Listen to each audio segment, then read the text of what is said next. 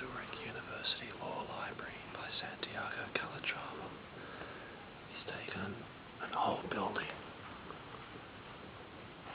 and stripped out the interior and put in this installation of an interior, and it is everything beautifully crafted, beautifully detailed. Look at this bookend. All the lighting is very subtle. There's no exposed light sources. It's just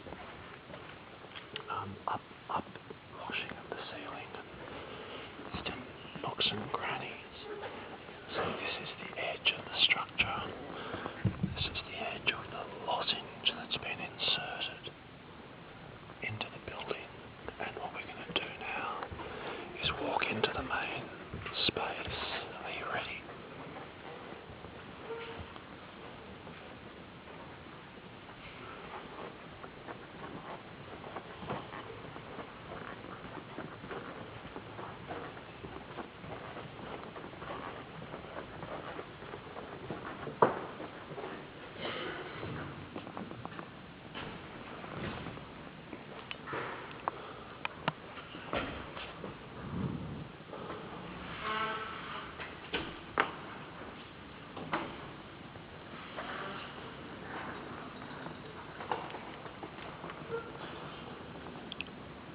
Isn't that something? Isn't it incredible?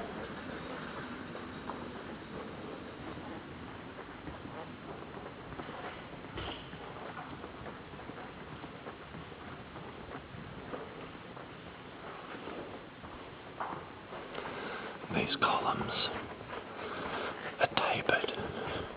Place the most material in the middle where the buckling force is the greatest.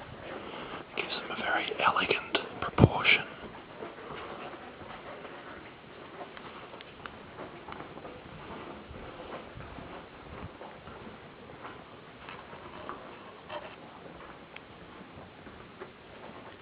Shame my shoes have started squeaking, but anyway.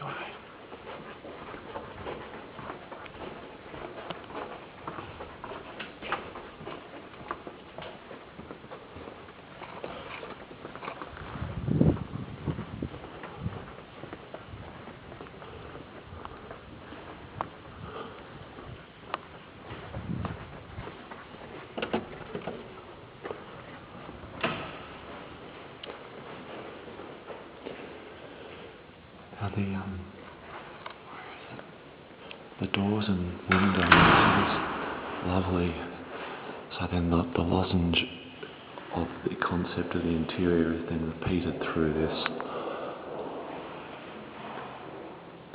shape of the staircase void. And this is a theme he's taken and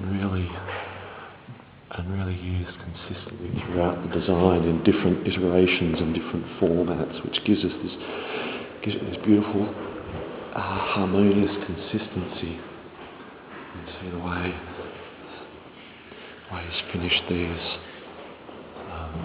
nibs off and this. So it gives a real softness to the space. And where it all comes from, which I think is so clever and interesting. This is exactly the same shape as the Corbusier building we just saw. And you can see that's one of the old doors, and the reveal has that same rounding. So I think that's where he's taken the original concept from and replicated and developed through the building, which is the mark of a great designer. And what I really love about this space is that you can see how people are really using it. It's a very active space, and it's everyone gathered around this void gives a real sense of community and shared endeavour, because these long hours of study, as anyone who's done it would know, it can be very, I think I'm pissing that girl off, can be very difficult and demanding. But so everyone's sitting around in this very because it's got this the upturn around the desk. It's a very private little nook, and yet the people across, you can raise your head up and look across and see lots of other people doing the same thing, and reinforces your effort. And all these individuals sitting around forming this united ring around this central space, which is open, and which is a very small, private, insular little space, which is also connected and part of this kind of dynamic, beautiful void, which you could say conceptually everyone is working on a positive aspect of the law. Everyone is working together to create this free, open, harmonious space of a society which can function beautifully without conflict or confusion. And that is, I think, what this building is trying to represent, and doing it beautifully. You can see how it you can never quite see around the corner, you can never quite grasp the whole side wall of the existing building. So we're just going to get out of the ground floor now.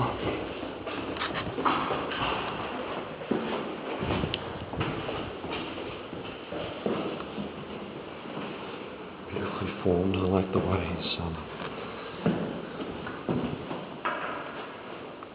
he's kept the baluster supports underneath, because it's a pet hate of mine, is when you're running your hand down a balustrade and there's a support out the side, you clunk, clunk. But here you can run your hand all the way down, all the way around.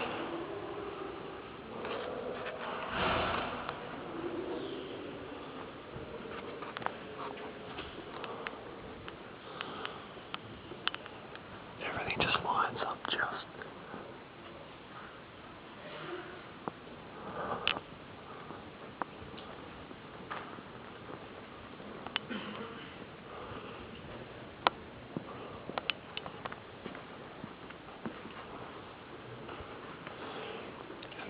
This pattern detailing again gives the each batten represents, in my opinion, represents an individual student, has its own character and its own identity, but united form a plane, and that plane forms an object, and that object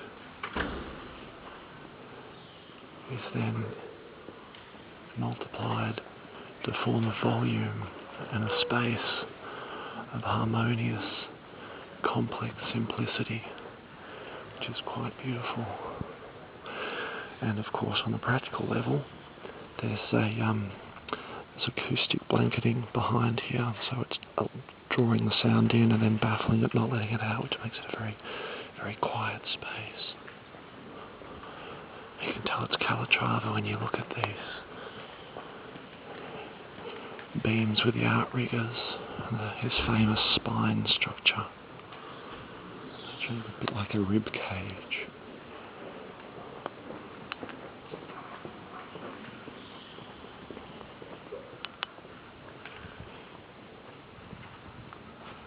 And there we have it. That was worth a trip. That was worth missing a day of skiing to see this, I'll tell you that.